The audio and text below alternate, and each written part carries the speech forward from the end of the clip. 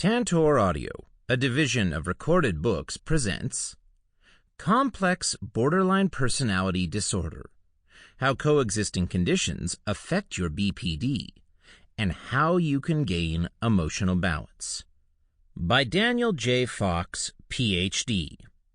Narrated by Terrence. Publisher's note: this audiobook will refer to visual elements included in the print and ebook editions of the book. Introduction. Not another rabbit hole. No one ever listens to the introduction, but you should listen to this one.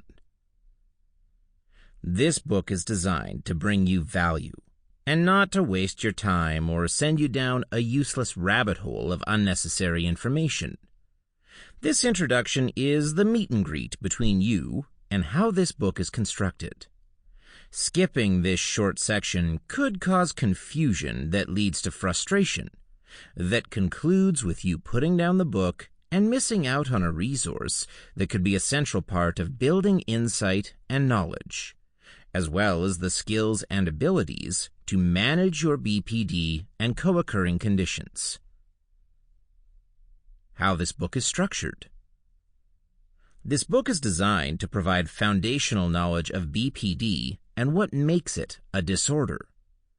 Chapter 1 includes an exercise to help you identify not only general personality symptoms and issues, but also those related to your BPD, so you gain valuable insight. Chapter 2 explores the difference between pure BPD and complex BPD, C-BPD. You might be surprised by what you learn. In chapters 3 through 12, we'll explore the various disorders that likely co-occur with BPD, which causes C-BPD. These include bipolar disorder, depression, psychosis, attention deficit hyperactivity disorder, ADHD, post-traumatic stress disorder, PTSD, and complex PTSD, C-PTSD. In these chapters, you'll first learn about the details and symptoms for each co-occurring condition. Then you'll do activities to help you manage and control not only the BPD symptoms, but the co-occurring conditions as well.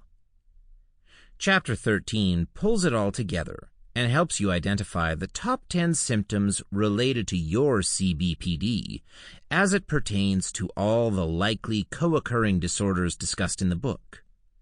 This helps you direct your efforts at decreasing the most troublesome symptoms while increasing the probability of success and sense of empowerment going forward. It doesn't stop there. This chapter also gives you resources to help you avoid feeling overwhelmed by your symptoms and issues, ways to build clarity for success, methods for challenging negative self-value judgments, and a leg up to grow beyond your C-BPD.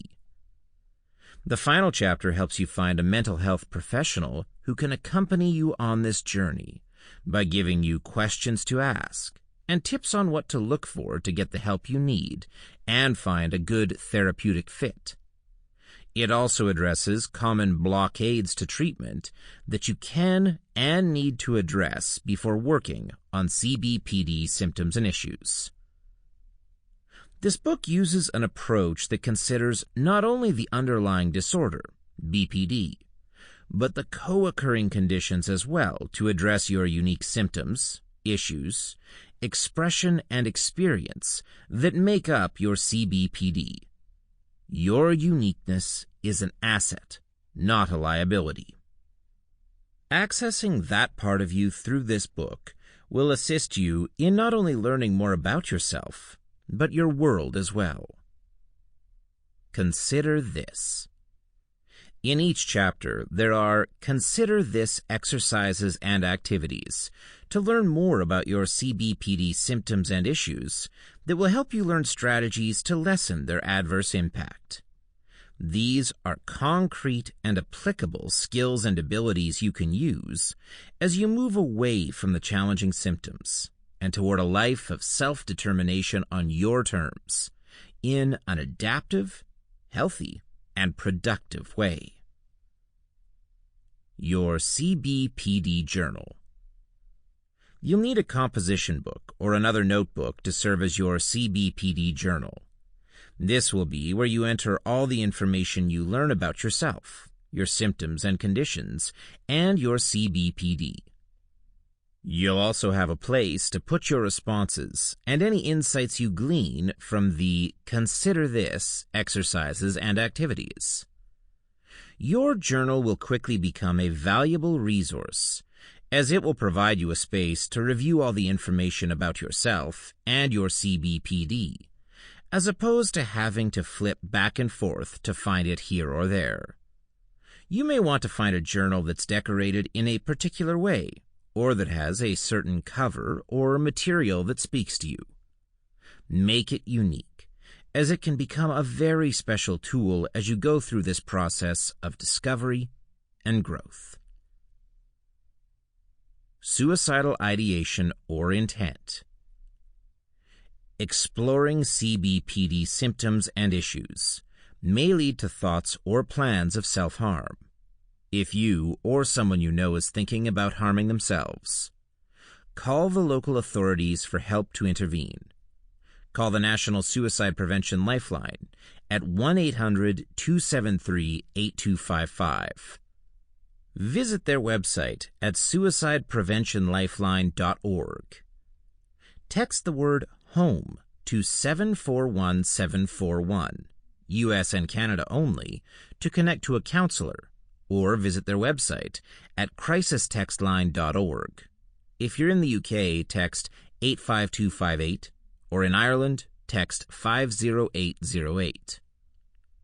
Reach out to the International Association for Suicide Prevention, IASP, at iasp.info/resources/crisis_centers. It's important that you identify the people and resources you can reach out to if this should arise.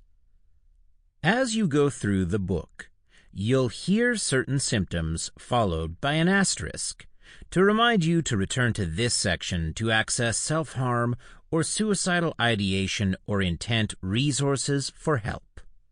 Remember, you're using the knowledge in this book to push back on your C-BPD and do your life differently.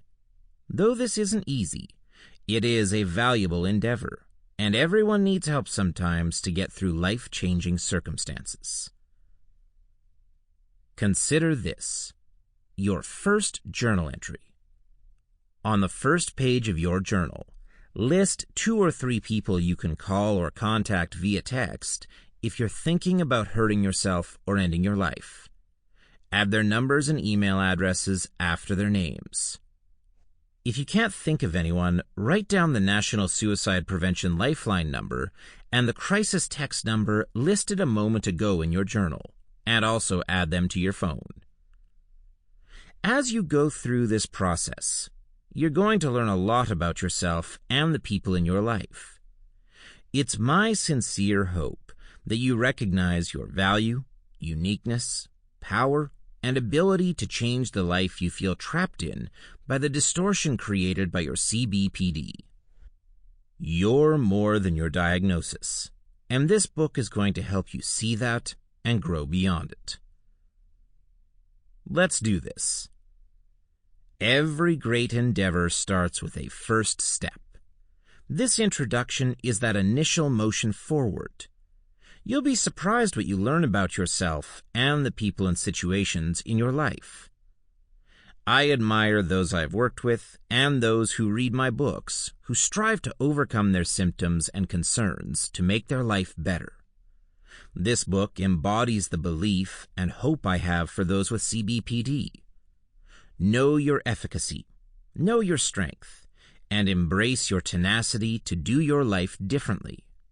As you go forward, do so remembering a statement I've found to be true over and over in my professional and personal life. Knowledge is empowerment. Chapter 1. What is BPD and what makes it a disorder? Something inside me isn't working, and you're not seeing it. Pam, 28. Pam is a single woman who has been in and out of therapy since she was 15 years old. Pam began therapy after a fight with her boyfriend Marcus that resulted in a breakup. After this breakup, and all the breakups before, she feels desolate, hopeless, empty, unfulfilled, directionless, and unknown. In therapy, she describes herself as unknown because she doesn't know who she is without being in a relationship or close to someone. She'll often binge eat and spend money recklessly to help herself feel better. But these behaviors are very short-lived, lasting maybe a day or two, and she feels helpless about feeling better about herself and managing her relationships. She has no friends to turn to, as Pam is often unreliable and argues with them over the smallest perceived offense. She's no longer talking to Kathy because she sent the text after the breakup, and it took Kathy 4 hours to respond. When Pam confronted Kathy, she told her that she was working and couldn't answer, which Pam didn't believe, and accused her of ghosting her. Kathy eventually told Pam that she's a user and only reaches out to her friends when she's not dating someone, and even then, only when she's in distress. In therapy, Pam describes how she feels a constant inner rage boiling inside her that prevents her from concentrating and focusing, and how the smallest stressor drives her to turn into an inferno of hate. This has caused her to lose many jobs, friends, romantic partners, and contact with her family. Throughout therapy, her medications often changed and provided only limited relief. Pam often stated how she felt the same, that she hated feeling stuck, and that medication changes didn't matter and weren't working. Her therapist diagnosed her with major depressive disorder, generalized anxiety disorder, bipolar disorder, and an impulse control disorder at various times. Pam was frustrated with the process and her therapist. She wanted answers and direction, but was having trouble getting help to see and understand herself and her life. After 2 years, Pam left this therapist feeling hopeless, empty, and even more unknown. Pam is misdiagnosed and not alone. As you listen to Pam's story, you may have said, "Yep, that's me."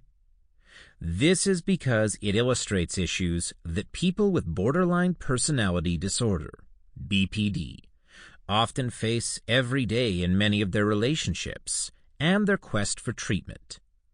For example, you may recognize Pam's confusion and frustration, not only with those around her, but also with herself. The difficulty she has understanding her feelings, thoughts, and behaviors, and how she relies on the reactions from others to define her mood and self-worth, are very common in those with BPD. She's frustrated with her therapist and feels as if she's going nowhere, stuck in a rut. All of Pam's diagnoses may sound like they fit, but they don't. There isn't enough evidence for her to qualify for any of those diagnoses.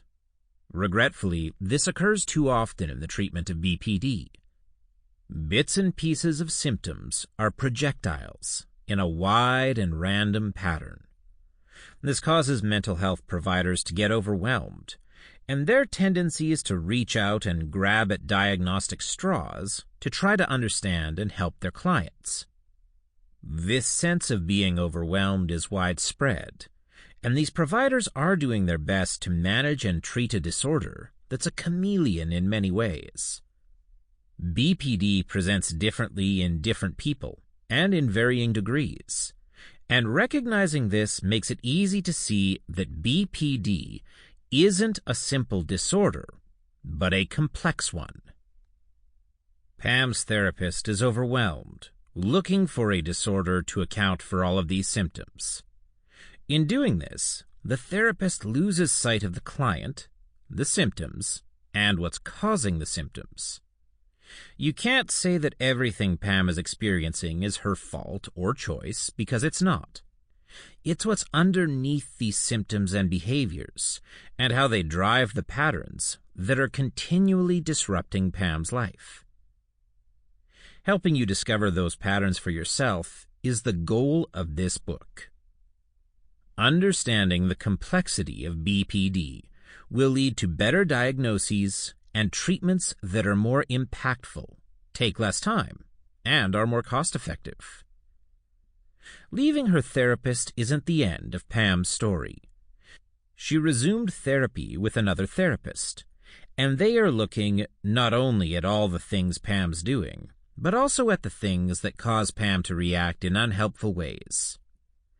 Pam's therapist noted that Pam has many of the symptoms seen in individuals with BPD, such as unbalanced and intense interpersonal relationships with her significant other and friends, an unstable self-image. She sees herself as unknown and uses relationships to define herself. Feelings of emptiness, a hole inside her she can't seem to fill, and she feels empty when not in a relationship. A self-damaging impulsivity, spending and binge eating, intense irritability and anger, fluctuations in mood that cause severe consequences, loss of jobs, friends, and contact with her family due to outbursts and aggression. Pam remained in treatment for 2 years with this therapist, focusing on her emptiness and feeling unknown, which drives her to instinctively see and react toward herself, others, and the world around her in erratic and dramatic ways. This therapist helped Pam learn about her symptoms and what drives her reactions. Her successful treatment required an understanding of the complexity of BPD to recognize that she can be in control of herself, and that she doesn't need to relent to unhealthy and destructive impulses. At the conclusion of treatment, Pam was better able to manage her behaviors and responses to life stressors and circumstances by learning about herself, accurately understanding her condition, and learning new, helpful strategies. The complexity of personality. Personality and its influence on behavior is a complicated part of human functioning, and people have been studying human personality continually for almost a century to try to understand it. We each have a unique personality, and your personality isn't the same as those with whom you share DNA, a home, or even your life. Personality isn't set in stone and changes over time due to biology, experiences, losses, successes, and failures. Although diversity in personality is universal, there are similarities across people that help us understand, and to a certain degree, predict people's behavior, using what are called personality traits. Your personality is made up of a combination of these traits that form a pattern of thoughts, feelings, and behaviors that are stable across time and circumstances. These combinations create differences that vary in all of us, which adds to the complexity to not only understanding yourself, but also to understanding others and your world. Researchers have broken down personality traits into 5 factors.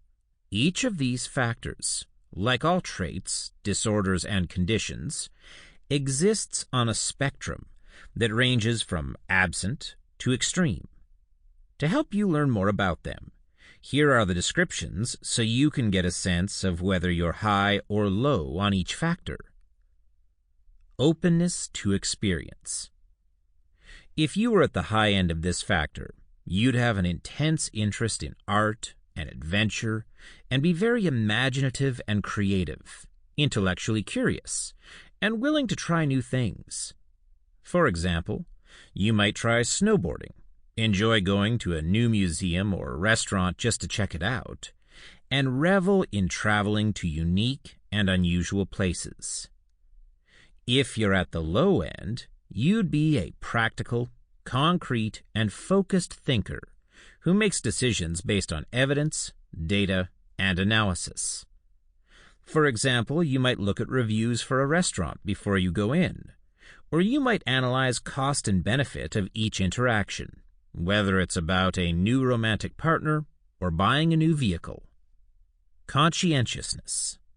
If you were at the high end of this factor, you'd be very self-disciplined, achievement-oriented, goal-focused, and stubborn. For example, you might be organized in how you prepare and execute tasks, and driven to follow through until completion. At the low end, you'd be highly spontaneous, flexible, and unreliable, as well as inconsistent and disorganized regarding your tasks, schedule, and follow through with others. You might often show up late, cancel appointments at the last minute, and lose things routinely. Extroversion. If you were at the high end of this factor, you'd be highly enthusiastic about many different things, have multiple interests, and be talkative and assertive. Your energy level would increase or decrease based upon the number of people around you, and you'd take action when presented with a problem or solution.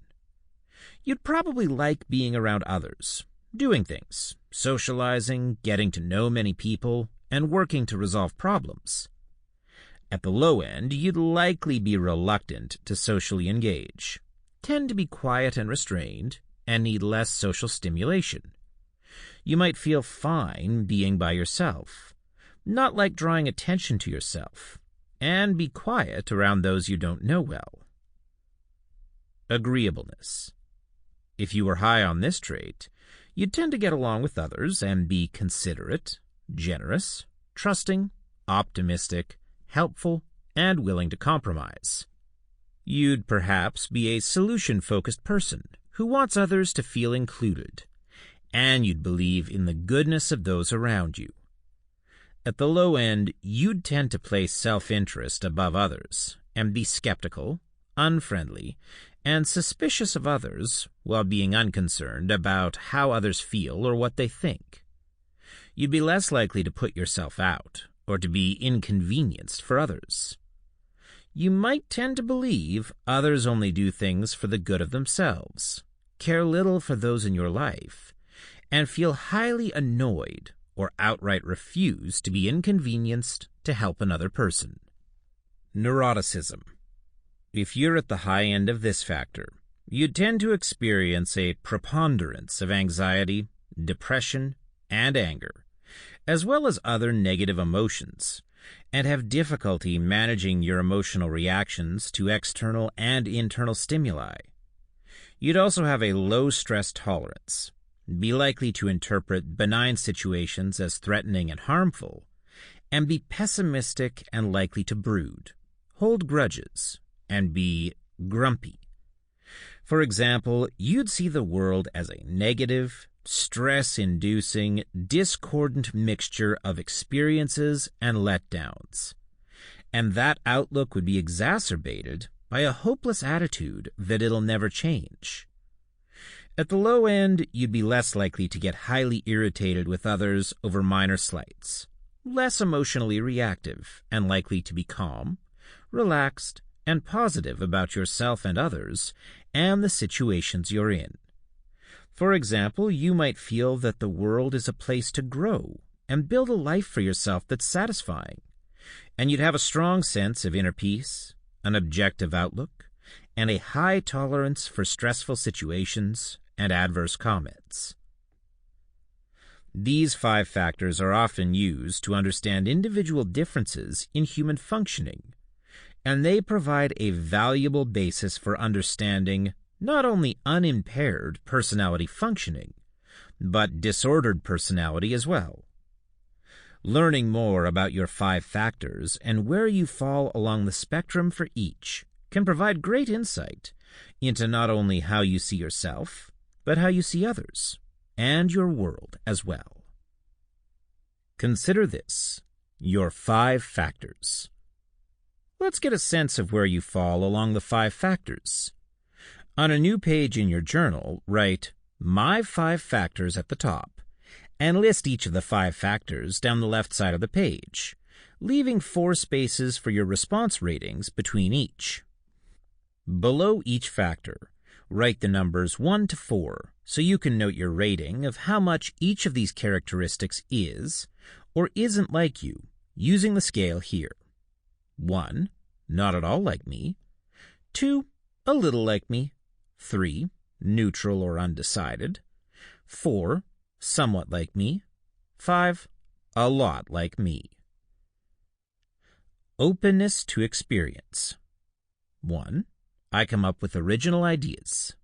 2, I'm curious about many different things. 3, I'm a deep thinker. 4, I have an active imagination. Conscientiousness.